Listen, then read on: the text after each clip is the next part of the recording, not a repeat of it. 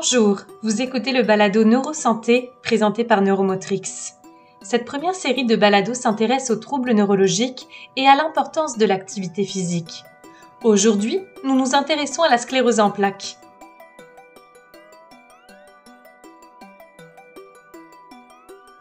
Mais qu'est-ce que la sclérose en plaques ? La sclérose en plaques est considérée comme une maladie auto-immune qui s'attaque au système nerveux central. Le système nerveux central est composé de deux choses, l'encéphale, mais aussi la moelle épinière.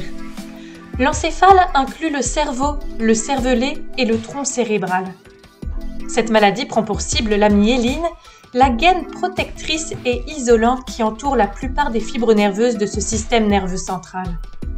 La myéline permet une conduction rapide et efficace de l'influx nerveux le long des fibres, un peu comme le fait la gaine plastifiée autour d'un fil électrique. Lorsque le système immunitaire s'attaque à son propre organisme, à la myéline dans le cas de la sclérose en plaques, cela provoque de l'inflammation qui entraîne la détérioration de cette substance blanche. La myéline est essentielle à la propagation de l'influx nerveux, elle permet une conduction rapide et efficace. Si elle n'est que légèrement détériorée, l'influx se transmet sans trop d'interruption. Par contre, si la détérioration est importante et si la myéline est remplacée par du tissu cicatriciel, d'où le nom de plaque, l'influx peut être complètement bloqué. Les fibres nerveuses elles-mêmes peuvent être endommagées au point de se rompre. Dans ce cas-ci, les dommages sont irréversibles. Cette maladie est plus souvent diagnostiquée chez de jeunes adultes âgés de 20 à 49 ans. Mais elle se manifeste parfois aussi chez des enfants et des adultes plus âgés. De plus, elle touche 3 fois plus de femmes que d'hommes et elle est beaucoup plus répandue dans les endroits au climat tempéré, tels que le Canada et le nord de l'Europe, plutôt qu'ailleurs dans le monde. Par contre, on ne connaît pas la cause de cette maladie.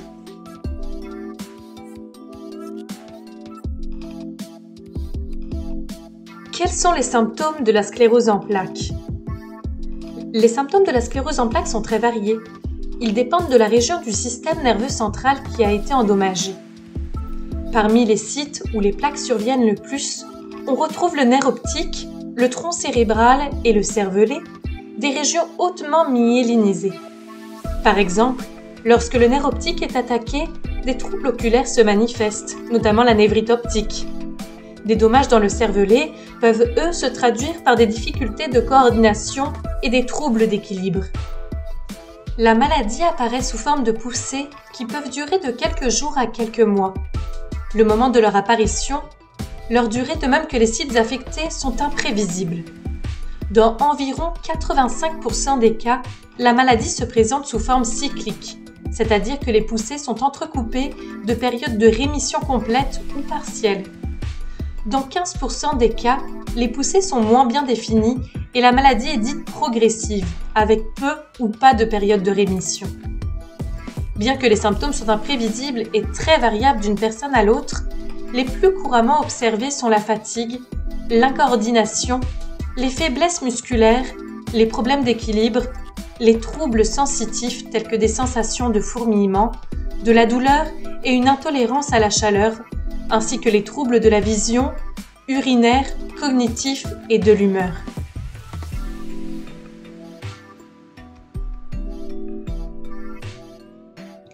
Vous vous demandez sûrement quels sont les bienfaits de l'activité physique sur la sclérose en plaques. De nombreuses études ont démontré que l'exercice est efficace pour traiter les symptômes de cette maladie. Chez les personnes atteintes de la sclérose en plaques, elle contribue à l'amélioration ou au maintien des capacités fonctionnelles, comme se déplacer, faire ses transferts, etc.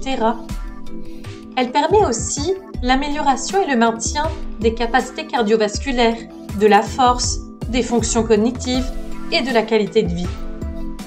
L'activité physique peut aussi réduire les symptômes de fatigue et de dépression et diminuer le risque de développer d'autres maladies chroniques. Elle est même suggérée comme médicament aux personnes vivant avec la sclérose en plaques. D'autres études ont été menées pour vérifier les effets de l'activité physique sur la progression de la maladie. Ces études tendent à démontrer qu'un haut niveau d'activité physique pourrait avoir un effet protecteur en réduisant la présence des symptômes et le taux d'apparition des poussées.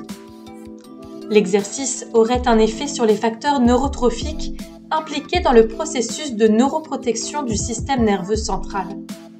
De plus, une bonne santé cardiovasculaire aurait un effet bénéfique sur les structures et fonctions cérébrales des personnes atteintes de la sclérose en plaques. Même si les recherches n'ont pas encore déterminé la dose d'exercice optimale pour obtenir ces effets neuroprotecteurs, les personnes atteintes de sclérose en plaques ont tout intérêt à mener une vie physiquement active. Une étude récente réalisée par Canning & Hicks et publiée en 2020 fait ressortir les bénéfices d'adhérer aux directives canadiennes en matière d'activité physique pour les personnes atteintes de sclérose en plaques. Ces directives recommandent de pratiquer 2 fois par semaine 30 minutes d'exercice de type aérobie d'intensité légère à modérée et des exercices de renforcement musculaire.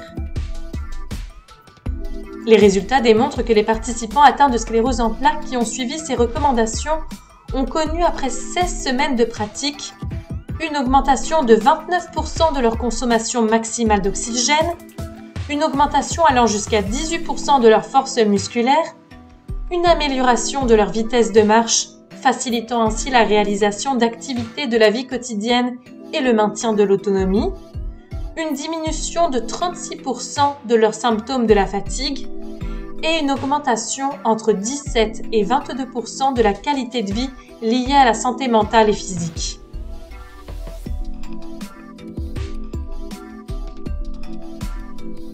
Mais quel type d'activité physique privilégier ?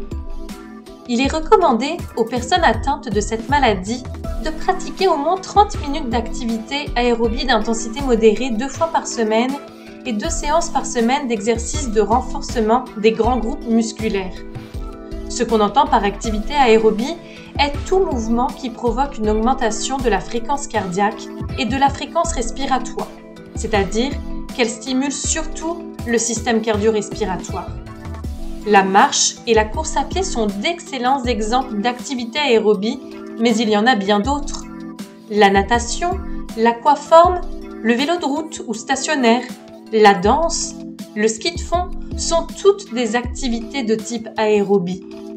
D'ailleurs, pour les personnes qui ne peuvent maintenir la position debout, il existe plusieurs formes d'activités réalisables en position assise et qui peuvent être très bien stimuler les capacités cardiovasculaires. Il y a par exemple la boxe, la danse et bien d'autres exercices qui peuvent se faire assis. Pour ce qui est des exercices de renforcement des grands groupes musculaires, ils peuvent être réalisés avec ou sans charge, avec un élastique d'exercice, un ballon lourd, des boîtes de conserve ou simplement le poids de son propre corps. Il est conseillé de demander l'avis d'un professionnel de la santé spécialisé en activité physique, tel un kinésiologue, pour déterminer le type et le volume d'activité physique qui vous convient le mieux. Il est essentiel d'intégrer l'activité physique de façon progressive dans sa routine. Si vous êtes plutôt sédentaire, il faut prévoir plusieurs semaines, voire plusieurs mois, pour atteindre un volume et une intensité optimale. Il est aussi essentiel de respecter ses limites. Les symptômes de la maladie peuvent parfois vous restreindre dans votre pratique d'activité physique. Mais vous pouvez retirer des bienfaits même en diminuant l'intensité, la fréquence et la durée des exercices. Il faut voir la pratique de l'activité physique comme un engagement à long terme qui doit être adapté au quotidien, parfois changeant en raison de la maladie. Vous avez aimé ce balado ? Écoutez le 3e balado de cette série qui sera dédié à la maladie d'Alzheimer. À bientôt!